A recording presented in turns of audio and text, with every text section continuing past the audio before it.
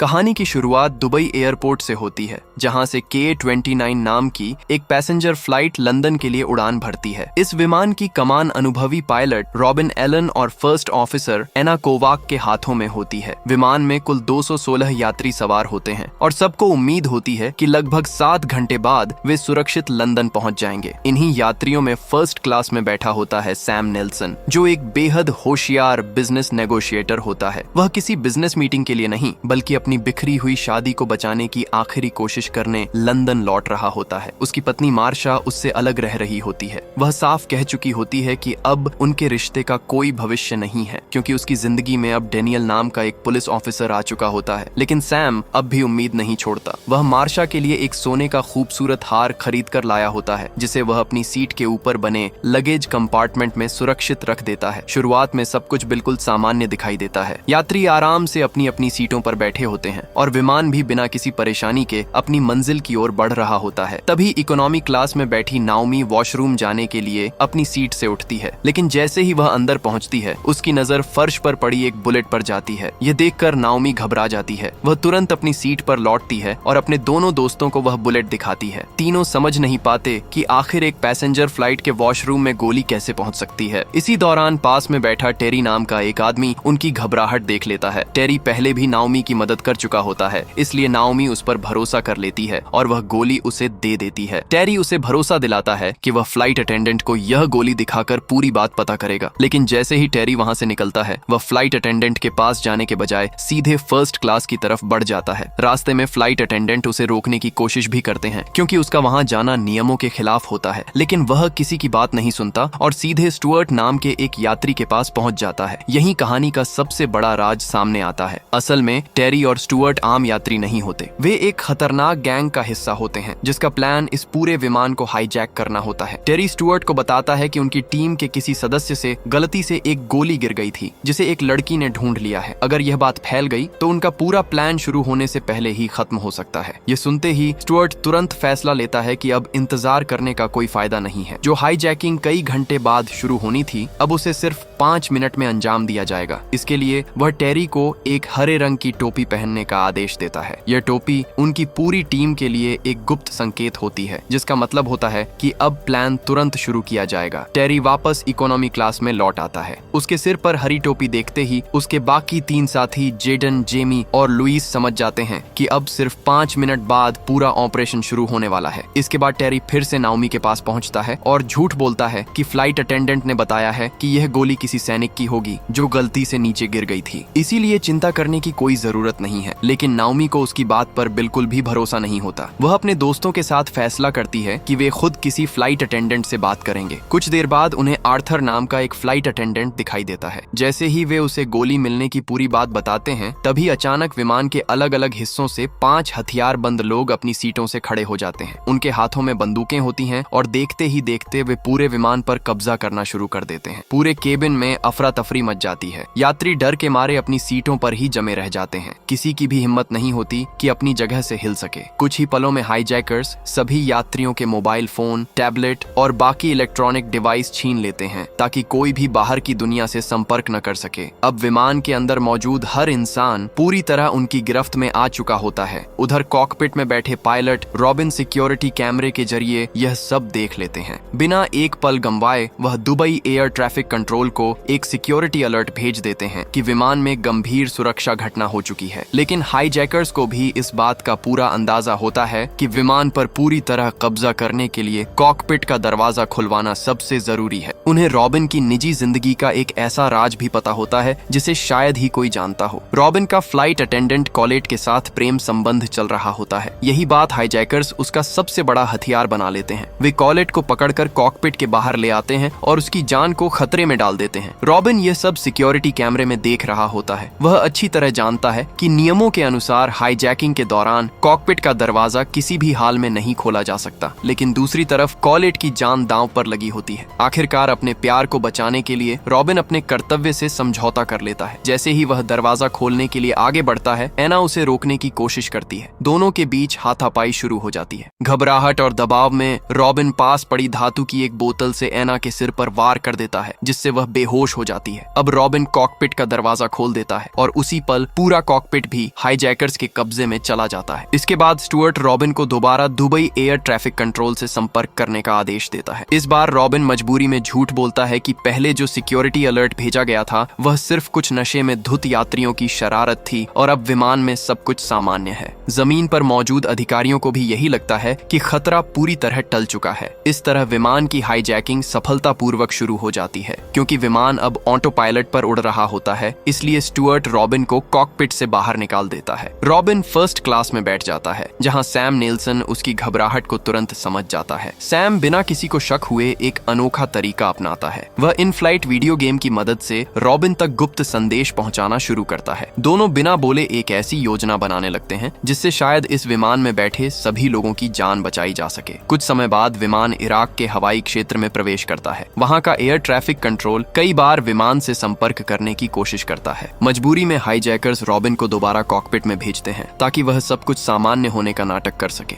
लेकिन इस बार रॉबिन चुपचाप एक छोटा सा कदम उठाता है। वह विमान के नेविगेशन सिस्टम का डायल बहुत हल्का सा घुमा देता है। देखने में यह बदलाव मामूली लगता है, लेकिन यही वह गुप्त संकेत होता है जो उसने और सैम ने पहले से मिलकर तय किया था। कुछ देर बाद ब्रिटेन की air traffic control officer Alice Sinclair विमान से जुड़ी कई छोटी छोटी असामान्य घटनाओं को जोड़ना शुरू करती है। उसे महसूस होने लगता है कि कहीं न कहीं कुछ बहुत बड़ा गलत हो रहा है। वह दुबई से आई उस रिपोर्ट को ध्यान से देखती है जिसमें बताया गया था कि पायलट रॉबिन ने पहले विमान में सुरक्षा संबंधी खतरे की सूचना दी थी, लेकिन कुछ ही देर बाद उसी सूचना को झूठा अलार्म बताकर वापस ले लिया। इसके बाद बगदाद एयर ट्रैफिक कंट्रोल की रिपोर्ट भी सामने आती है जिसमें लिखा होता है कि उनसे विमान का संपर्क बार बार टूट रहा था। एक अनुभवी पायलट से ऐसी गलतियां होना लगभग नामुमकिन था। इसी बीच एलिस की नजर विमान के फ्लाइट रूट पर पड़ती है। उसे पता चलता है कि विमान अपने तय रास्ते से बहुत हल्का सा हट गया है। यह बदलाव इतना छोटा होता है कि आम इंसान शायद इसे नोटिस भी न करे, लेकिन एलिस तुरंत समझ जाती है कि रॉबिन जानबूझकर ऐसा कर रहा है। वह बिना कुछ बोले जमीन पर मौजूद लोगों को यह संकेत देने की कोशिश कर रहा होता है कि विमान हाईजैक हो चुका है। उधर विमान के अंदर सैम नेल्सन लगातार कोई रास्ता निकालने की कोशिश कर रहा होता है। तभी फर्स्ट क्लास में बैठा एक और यात्री जिसका नाम यूसुफ होता है और जो पहले सेना में रह चुका होता है, सैम के पास आता है। वह बताता है कि उसे शक है कि हाईजैकर्स के पास मौजूद ज्यादातर बंदूकों में असली गोलियां नहीं बल्कि ब्लैंक बुलेट्स हैं। ऐसी गोलियां तेज आवाज तो करती हैं, लेकिन सामान्य परिस्थितियों में सामने वाले को मारने के लिए नहीं बनाई जाती। हालांकि वह यह भी कहता है कि बिना गोली देखे वह पूरी तरह यकीन से कुछ नहीं कह सकता। तभी फ्लाइट अटेंडेंट आर्थर मौका देखकर चुपके से फर्स्ट क्लास में पहुंचता है और सैम को बताता है कि नाओमी ने वॉशरूम में जो गोली देखी थी वही इस राज को खोल सकती है। सैम तुरंत एक योजना बनाता है। वह यूसुफ से एक कागज पर 2 तस्वीरें बनवाता है। पहली तस्वीर असली गोली की होती है जिस पर ए लिखा जाता है, जबकि दूसरी तस्वीर ब्लैंक बुलेट की होती है जिस पर बी लिखा जाता है। कुछ देर बाद जब हाईजैकर्स यात्रियों को पानी की बोतलें बांटने की अनुमति देते हैं और सर्विस ट्रॉली पूरे विमान में घूमने लगती है, तभी सैम बेहद सावधानी से वह कागज हेड फ्लाइट अटेंडेंट डेविया को थमा देता है। डेविया बिना किसी को शक होने दिए वह कागज आर्थर तक पहुंचा देती है और आर्थर उसे नाओमी को दिखाकर पूछता है कि वॉशरूम में मिली गोली इन दोनों में से किस तरह की थी। नाओमी ध्यान से तस्वीरें देखती है और अपना जवाब दे देती है। आर्थर वापस सैम के पास लौटने लगता है, लेकिन तभी स्टुअर्ट उसकी हरकतों पर शक कर लेता है। वह उसे रोककर पूछताछ करने लगता है। अपनी चालाकी दिखाते हुए आर्थर बहाना बनाता है कि वह सीट 23B पर बैठी एक रोती हुई लड़की को शांत कराने गया था। वह जानबूझकर बी शब्द पर थोड़ा ज्यादा जोर देता है। बस यही एक इशारा सैम के लिए काफी होता है। वह समझ जाता है कि नाओमी ने दूसरी तस्वीर चुनी थी, यानी ज्यादातर हाईजैकर्स के पास मौजूद बंदूकों में सचमुच ब्लैंक बुलेट्स हैं। इसी दौरान एक यात्री नासिर अपनी सीट से उठता है। उसे अपने अंकल की दवा ऊपर रखे लगेज कंपार्टमेंट से निकालनी होती है, लेकिन जैसे ही वह खड़ा होता है, हाईजैकर जेडन गुस्से में आकर उसे जोर से मार देता है। यह देखकर नासिर और उसका चचेरा भाई अपना आपा खो बैठते हैं और दोनों हाईजैकर्स से भिड़ जाते हैं। धक्का मुक्की के बीच लुइस के पेट में कैंची घुस जाती है और वह बुरी तरह घायल हो जाता है। पूरे विमान में अफरा तफरी मच जाती है। उसी समय केट नाम की एक महिला घबरा जाती है क्योंकि उसकी छोटी बेटी लिजी अपनी सीट से गायब हो चुकी होती है। केट और शीना नाम की दूसरी महिला उसे ढूंढने के लिए सीटों के बीच भागने लगती हैं। हाईजैकर्स का ध्यान दूसरी तरफ जाते ही सैम इस मौके का फायदा उठाता है। वह चुपके से गलियारे से होते हुए कैटरिंग वाले हिस्से तक पहुंच जाता है जहां टेरी अकेला होता है। सैम बिना समय गंवाए एक भारी धातु की दराज आवाज पूरी ताकत से टेरी पर दे मारता है। अचानक हुए हमले से टेरी लड़खड़ा जाता है, लेकिन अगले ही पल वह पलटकर सैम को जोरदार लात मारता है और पास रखा कांच का कॉफी पॉट तोड़कर उसके नुकीले टुकड़े से हमला करने की कोशिश करता है। तभी एक दूसरा यात्री जोंटी वहां पहुंच जाता है। वह सैम की मदद के लिए टेरी पर लगातार मुक्के बरसाने लगता है। इस मौके का फायदा उठाकर सैम पास रखा फायर एक्सटिंग्विशर उठाता है और उसका पूरा स्प्रे टेरी के चेहरे पर छोड़ देता है। तभी टेरी तुरंत अपनी बंदूक निकालकर दोनों पर तान देता है। जोंटी डरकर पीछे हट जाता है, लेकिन सैम वहीं खड़ा रहता है। उसे पूरा भरोसा होता है कि टेरी गोली नहीं चला सकता, क्योंकि उसकी बंदूक में ब्लैंक बुलेट्स हैं। इसी भरोसे के साथ वह टेरी को उकसाने लगता है कि अगर हिम्मत है तो गोली चलाकर दिखाए। अगले ही पल पूरे विमान में गोली चलने की तेज आवाज गूंज उठती है। कुछ सेकंड तक पूरा विमान सन्न रह जाता है। फिर सबकी नजर स्टुअर्ट पर जाती है। दरअसल गोली टेरी ने नहीं बल्कि स्टुअर्ट ने चलाई होती है, और इस बार वह किसी को डराने के लिए नहीं बल्कि सचमुच एक यात्री की जान लेने के लिए चलाई गई होती है। उसी पल सभी को पता चल जाता है कि स्टुअर्ट की बंदूक में असली गोलियां हैं। पूरे विमान में चीख पुकार मच जाती है। सभी यात्री डर के मारे अपनी अपनी सीटों पर लौट जाते हैं। उधर केट घबराई हुई अपनी बेटी लिजी को ढूंढती हुई सीटों के बीच रेंगने लगती है। कुछ देर बाद उसे लिजी सुरक्षित मिल जाती है और वह राहत की सांस लेती है, लेकिन तभी उसकी नजर शीना की खाली सीट पर पड़ती है। उसी पल उसे समझ आ जाता है कि जिस यात्री की अभी अभी मौत हुई है वह कोई और नहीं बल्कि शीना थी। अब सैम भी समझ चुका होता है कि स्टुअर्ट के पास असली गोलियां हैं, इसलिए वह मजबूर होकर खुद को उनके हवाले कर देता है। हाईजैकर्स उसे बांधकर दीवार के साथ खड़ा कर देते हैं। इसी दौरान घायल लुइस इलाज के लिए डेविया के पास आता है। उसका घाव इतना गहरा होता है कि डेविया अकेले उसका इलाज नहीं कर सकती। मजबूरी में वह सैम के हाथ खोल देती है ताकि वह घाव पर दबाव बनाकर खून बहना रोक सके और वह खुद पट्टी बांध सके। दोनों पूरी कोशिश करते हैं, लेकिन लुइस का खून लगातार बहता रहता है। अपनी हालत बिगड़ती देखकर लुइस सैम से अपनी जेब से मोबाइल निकालने के लिए कहता है। वह आखिरी बार अपनी माँ से बात करना चाहता होता है। जब सैम उसकी माँ से हुई वह भावुक बातचीत सुनता है, तब उसे एहसास होता है कि लुइस कोई खूंखार अपराधी नहीं बल्कि एक सामान्य लड़का है जो किसी गलत फैसले की वजह से इस खतरनाक खेल का हिस्सा बन गया है। कुछ देर बाद लुइस के मुंह से खून निकलने लगता है और उसकी सांसें तेजी से टूटने लगती हैं। सैम तुरंत मदद के लिए चिल्लाता है। तभी विमान में मौजूद डॉक्टर डेविड, जो केट का पति भी होता है, तुरंत वहां पहुंच जाता है। वह लुइस की हालत देखकर समझ जाता है कि उसके फेफड़ों के पास हवा भर गई है और बिना इलाज के उसकी जान नहीं बचेगी। ऐसे में वह अपनी सूझबूझ का इस्तेमाल करता है। वह एक साधारण पेन खोलता है और उसके खोखले हिस्से को लुइस की छाती में डालकर अंदर फंसी हवा बाहर निकाल देता है। इससे लुइस को फिर से सांस लेने में थोड़ी राहत मिलने लगती है। उधर जमीन पर ब्रिटेन के होम सेक्रेटरी नील वॉल्श अपनी कार की तरफ बढ़ रहे होते हैं। तभी एक अनजान आदमी उनके पास आता है, चुपचाप एक लिफाफा उनके हाथ में थमाता है और बिना कुछ बोले वहां से चला जाता है। कार में बैठने के बाद नील जब वह लिफाफा खोलते हैं तो अंदर मौजूद कागज देखकर उनके चेहरे का रंग उड़ जाता है। उसमें विमान हाईजैक करने वालों की नहीं बल्कि उन असली लोगों की मांगें लिखी होती हैं जो इस पूरी साजिश के पीछे बैठे होते हैं। कुछ समय बाद स्टुअर्ट फिर सैम के पास आता है। उसी दौरान सैम लुइस को यह कहते हुए सुन लेता है कि उसने अपनी माँ को फोन किया था, लेकिन वह जिस तरह यह बात कहता है उससे सैम को एक बहुत बड़ा सुराग मिल जाता है। सैम समझ जाता है कि लुइस और स्टुअर्ट के बीच सिर्फ साथ होने का रिश्ता नहीं बल्कि खून का रिश्ता है। दोनों सगे भाई हैं। अब सैम इसी रिश्ते का फायदा उठाने का फैसला करता है। उसे यकीन हो जाता है कि अगर वह स्टुअर्ट की इस कमजोरी को सही तरह इस्तेमाल कर पाया तो शायद इस विमान में बैठे सभी लोगों की जान बचाने का एक नया रास्ता निकल सकता है। लुइस की बिगड़ती हालत देखकर सैम तुरंत स्टुअर्ट को समझाने की कोशिश करता है कि विमान को तुरंत हंगरी में उतार देना चाहिए। अभी विमान उसी देश के ऊपर उड़ रहा होता है और लंदन पहुंचने में अभी लगभग 3 घंटे बाकी होते हैं। सैम अच्छी तरह जानता होता है कि लुइस सिर्फ उसकी छाती में लगी एक साधारण पेन की ट्यूब के सहारे जिंदा है। अगर उसे जल्द अस्पताल नहीं पहुंचाया गया तो उसकी जान बचाना लगभग नामुमकिन होगा। सैम स्टुअर्ट को भरोसा दिलाता है कि जैसे ही लुइस को अस्पताल पहुंचा दिया जाएगा विमान दोबारा उड़ान भर सकता है। लेकिन सैम के मन में एक अलग ही योजना चल रही होती है। उसे पता होता है कि जैसे ही विमान हंगरी में उतरेगा वहां की सेना और सुरक्षा बल तुरंत विमान को घेर लेंगे और इस हाईजैकिंग का हमेशा के लिए अंत हो जाएगा। लेकिन तभी लुइस खुद सैम से विनती करने लगता है कि किसी भी हालत में विमान को नीचे मत उतारो। वह बताता है कि इस पूरी हाईजैकिंग के पीछे बैठे असली लोग चाहते हैं कि उनका बनाया हुआ प्लान बिना किसी रुकावट के पूरा हो। अगर जरा सी भी गड़बड़ हुई तो वे इस मिशन में शामिल हर व्यक्ति के परिवार को मार डालेंगे। लुइस बताता है कि उन लोगों के पास सिर्फ हाईजैकर्स के परिवार की नहीं बल्कि सैम के परिवार की जानकारी भी पहुंच चुकी है। अगर विमान तय योजना के मुताबिक आगे नहीं बढ़ा तो किसी की भी जान सुरक्षित नहीं रहेगी। अब स्टुअर्ट के सामने एक तरफ अपने भाई की जान होती है और दूसरी तरफ अपनी माँ की जिंदगी। लुइस समझ जाता है कि अगर वह जिंदा रहा तो स्टुअर्ट उसे बचाने के लिए हर हाल में विमान उतरवाने की कोशिश करेगा। इसी वजह से वह अपनी छाती में लगी पेन की ट्यूब खुद ही बाहर खींच देता है और वह हमेशा के लिए इस दुनिया को अलविदा कह देता है। लेकिन उसकी यह कुर्बानी भी बेकार साबित होती है। उधर जमीन पर उसकी माँ पहले ही यह समझ चुकी होती है कि अब उसकी मौत तय है। इसी डर और बेबसी में वह सामने से आती एक तेज रफ्तार गाड़ी के आगे कूदकर अपनी जान दे देती है। अब हाईजैकिंग पहले से भी ज्यादा भयानक रूप ले चुकी होती है। उधर ब्रिटेन में सरकार लगातार इस संकट का हल निकालने की कोशिश कर रही होती है। तभी होम सेक्रेटरी नील वॉल्श वहां पहुंचते हैं और अपने पास आया वह रहस्यमयी खत सबके सामने पढ़ना शुरू करते हैं। तभी इस पूरी साजिश की असली वजह सामने आती है। कुछ महीने पहले एडगर जैनसन और जॉन बेली ब्राउन नाम के दो बेहद खतरनाक अपराधियों को गिरफ्तार किया गया था। दोनों चीप साइड फर्म नाम के एक अंतर्राष्ट्रीय अपराधी संगठन के बॉस थे। यह संगठन ड्रग्स, हथियारों और मानव तस्करी जैसे कई बड़े अपराधों में शामिल था। अब उसी संगठन ने K-29 फ्लाइट को हाईजैक किया था। उनकी सिर्फ एक ही मांग थी, लंदन पहुंचने से पहले एडगर और जॉन को जेल से रिहा किया जाए। अगर ऐसा नहीं हुआ तो विमान में मौजूद सभी 216 यात्रियों को मार दिया जाएगा। आखिरकार नील मजबूर होकर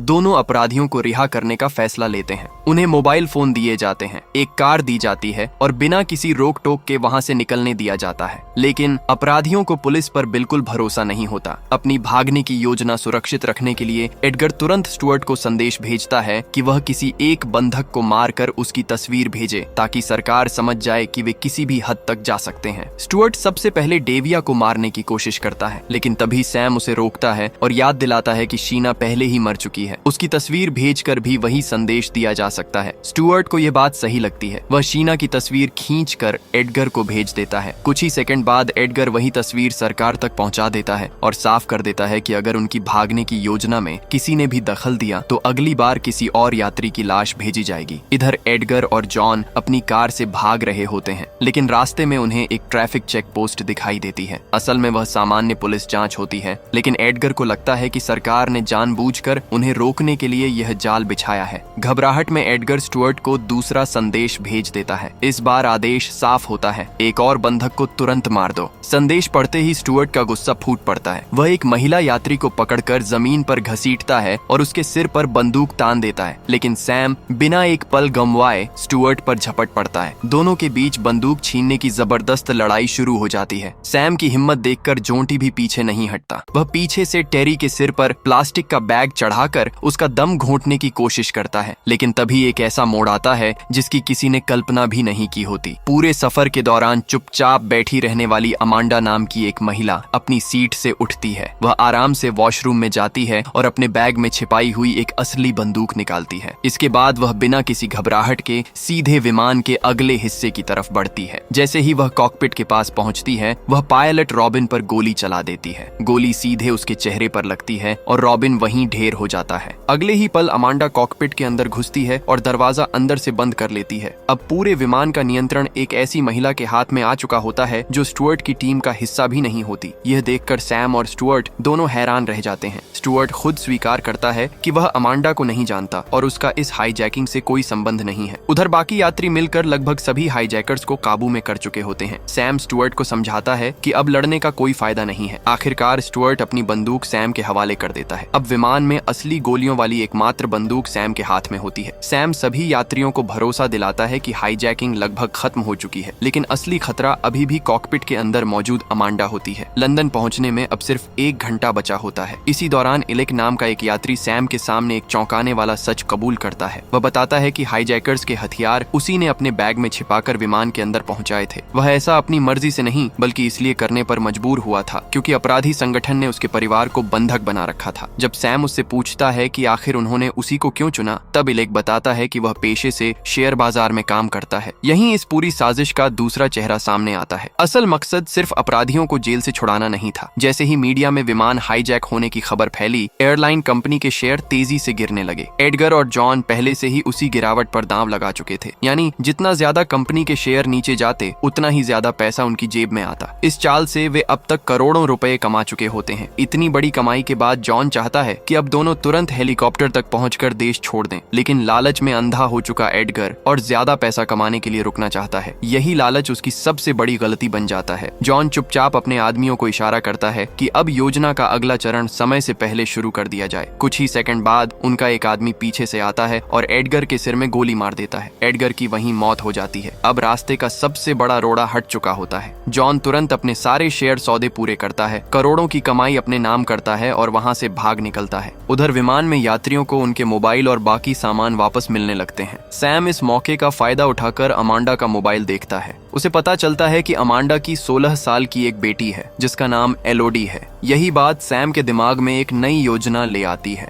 वह एक कागज पर लिखता है, एलोडी तुम्हारे लिए क्या चाहेगी। फिर वह कागज कॉकपिट के कैमरे के सामने उठाकर खड़ा हो जाता है। जैसे ही अमांडा कैमरे में वह संदेश पढ़ती है, उसके चेहरे के भाव पूरी तरह बदल जाते हैं। कुछ ही पलों बाद वह अपने मोबाइल से खुद सैम को कॉल करती है। भारी मन से अमांडा स्वीकार करती है कि उसकी बेटी एलोडी समेत उसका पूरा परिवार उसी अपराधी संगठन के कब्जे में है। पूरे सफर के दौरान उसके पास एक गुप्त मोबाइल छिपा हुआ था और उसे साफ आदेश दिए गए थे कि जैसे ही उस मोबाइल पर संदेश मिले उसे तुरंत कॉकपिट पर कब्जा कर लेना है। योजना के मुताबिक अगर एडगर और जॉन सुरक्षित भाग निकलते तो वे अमांडा को दूसरा संदेश भेजते जिसमें विमान को सुरक्षित उतारने का आदेश होता। लेकिन अगर वह संदेश नहीं आता तो उसे विमान को सीधे लंदन के बीचों बीच गिरा देना था। अब सैम पूरी स्थिति समझ चुका होता है। आमतौर पर वह अपनी बातचीत की कला से सामने वाले को अपनी बात मानने पर मजबूर कर देता था, लेकिन इस बार मामला बिल्कुल अलग था। एक पिता होने के नाते वह अमांडा के दर्द को महसूस कर रहा होता है। उसे एहसास होता है कि अगर उसके अपने बेटे की जान खतरे में होती तो शायद वह भी उसे बचाने के लिए किसी भी हद तक चला जाता। लेकिन सैम जानता था कि सबसे कड़वी सच्चाई अब अमांडा को बताना ही पड़ेगा। वह उसे बताता है कि चाहे वह विमान गिराए या सुरक्षित उतारे, उसकी बेटी की जान किसी भी हालत में नहीं बचेगी। स्टुअर्ट पहले ही उसे बता चुका होता है कि यह अपराधी संगठन अपने सभी बंधकों को आखिर में मार देता है ताकि उनके खिलाफ कोई गवाह जिंदा न बचे। इस बात का सबूत भी सामने आ चुका होता है। दुबई एयरपोर्ट पर जिस सुरक्षा कर्मचारी ने हथियार विमान के अंदर पहुंचाने में उनकी मदद की थी, संगठन ने काम पूरा होने के बाद उसे और उसके पूरे परिवार को भी मार डाला था। ये सुनते ही अमांडा पूरी तरह टूट जाती है। अब उसे समझ आ जाता है कि उसकी बेटी की किस्मत पहले ही लिखी जा चुकी है। उसी पल वह एक बहुत बड़ा फैसला लेती है। वह तय करती है कि अगर उसकी बेटी को बचाया नहीं जा सकता तो कम से कम इस विमान में बैठे बाकी 216 लोगों को जरूर बचाया जाएगा। अमांडा कॉकपिट का दरवाजा खोल देती है और सैम को अंदर आने देती है। दोनों तुरंत लंदन एयर ट्रैफिक कंट्रोल से संपर्क करते हैं, जहां उनकी बात एयर ट्रैफिक कंट्रोल अधिकारी एलिस सिंक्लेयर से होती है। एलिस उन्हें सुरक्षित लैंडिंग के निर्देश देने लगती है। दूसरी तरफ अमांडा भी पहले नौसेना में विमान उड़ा चुकी होती है, इसलिए उसे विमान उड़ाने का अनुभव होता है। लेकिन जैसे जैसे लैंडिंग का समय करीब आता है, सैम महसूस करता है कि अमांडा का आत्मविश्वास टूटता जा रहा है। असल में उसे विमान उतारने से ज्यादा डर इस बात का होता है कि पायलट रॉबिन की हत्या के लिए उसे उम्र भर जेल जाना पड़ेगा। यह बात समझते ही सैम एलिस से कहता है कि किसी ऐसे व्यक्ति को लाइन पर लाया जाए जो अमांडा को भरोसा दिला सके कि उसके साथ न्याय होगा। कुछ ही पलों बाद ब्रिटेन के होम सेक्रेटरी नील वॉल्श लाइन पर आते हैं। वह अमांडा से वादा करते हैं कि अगर उसकी बताई हुई बातें सच साबित होती हैं और उसने यह सब अपने परिवार को बचाने की मजबूरी में किया है, तो रॉबिन की मौत के लिए उसके खिलाफ कोई कानूनी कार्रवाई नहीं की जाएगी। यह सुनकर पहली बार अमांडा के चेहरे पर थोड़ा सुकून दिखाई देता है। अब वह पूरी तरह एलिस के निर्देशों पर ध्यान देने लगती है। लेकिन खतरा अभी भी खत्म नहीं हुआ था। विमान का ईंधन लगभग पूरी तरह खत्म हो चुका होता है। एलिस बताती है कि अब इंजन की ताकत के भरोसे नहीं बल्कि विमान को हवा में फिसलाते हुए सबसे नजदीकी रनवे तक पहुंचाना होगा। उधर विमान के अंदर सभी यात्रियों अपनी सीट पर सिर झुकाकर बैठ जाता है। धीरे धीरे विमान जमीन की तरफ उतरने लगता है। वह रिहायशी इलाकों के घरों की छतों के बिल्कुल ऊपर से गुजरता है। आखिरकार विमान रनवे को छू लेता है। सैम पूरी ताकत से ब्रेक लगाने की कोशिश करता है, लेकिन इंजन में रिवर्स थ्रस्ट नहीं होने की वजह से विमान की रफ्तार कम नहीं हो पाती। तेज गति से दौड़ते हुए अचानक आगे का लैंडिंग गियर टूट जाता है। विमान का अगला हिस्सा जमीन से घिसटने लगता है। बाकी पहियों से चिंगारियां निकलने लगती हैं। रनवे पर कई जगह छोटे छोटे धमाके होने लगते हैं, लेकिन कई खतरनाक झटकों के बाद आखिरकार विमान रुक जाता है। सभी लोग राहत की सांस लेते हैं। डेविया तुरंत दरवाजा खोलती है और सभी यात्रियों को जल्दी जल्दी बाहर निकलने के लिए कहती है। कुछ ही मिनटों में सभी लोग विमान से सुरक्षित बाहर आ जाते हैं। बाहर पहले से ही फायर ब्रिगेड, एम्बुलेंस और हथियारबंद सुरक्षा बल मौजूद होते हैं। सुरक्षा बल तुरंत बाकी बचे हाईजैकर्स को गिरफ्तार कर लेते हैं। सैम यह सुनिश्चित कर लेता है कि सभी यात्री सुरक्षित बाहर निकल चुके हैं। अब वह खुद भी विमान से बाहर जाने लगता है, लेकिन तभी उसे याद आता है कि वह मार्शा के लिए खरीदा हुआ सोने का हार अभी भी विमान के ऊपर बने लगेज कंपार्टमेंट में रखा हुआ है। वह एक बार फिर अकेला विमान के अंदर लौट जाता है। हार उठाने के बाद जैसे ही वह बाहर निकलने लगता है, अचानक विमान का दरवाजा फिर से बंद हो जाता है। सैम हैरान होकर पीछे मुड़ता है। तभी उसकी नजर स्टुअर्ट पर पड़ती है। किसी तरह वह अपने हाथों में लगी झिपटाई खोलने में कामयाब हो चुका होता है। अब उसके हाथ में 2 भरी हुई बंदूकें होती हैं। अब उसका सिर्फ एक ही मकसद होता है, सैम से बदला लेना। स्टुअर्ट लगातार सैम को ढूंढता हुआ विमान के अंदर घूमने लगता है। सैम सीटों और दीवारों के पीछे छिपते हुए किसी तरह उसकी गोलियों से बचने की कोशिश करता है। सैम तुरंत मार्शा को 2 संदेश भेजता है। पहले संदेश में वह उससे माफी मांगता है। उसे अफसोस होता है कि उसने मार्शा की बात नहीं मानी। अगर वह इस फ्लाइट में सवार ही नहीं होता तो शायद आज इस मौत के खेल का हिस्सा भी नहीं बनता। दूसरे संदेश में वह सिर्फ एक बात लिखता है, मुझे अभी कॉल करो। मार्शा उन संदेशों में छिपी घबराहट को तुरंत महसूस कर लेती है और बिना देर किए सैम को फोन लगा देती है।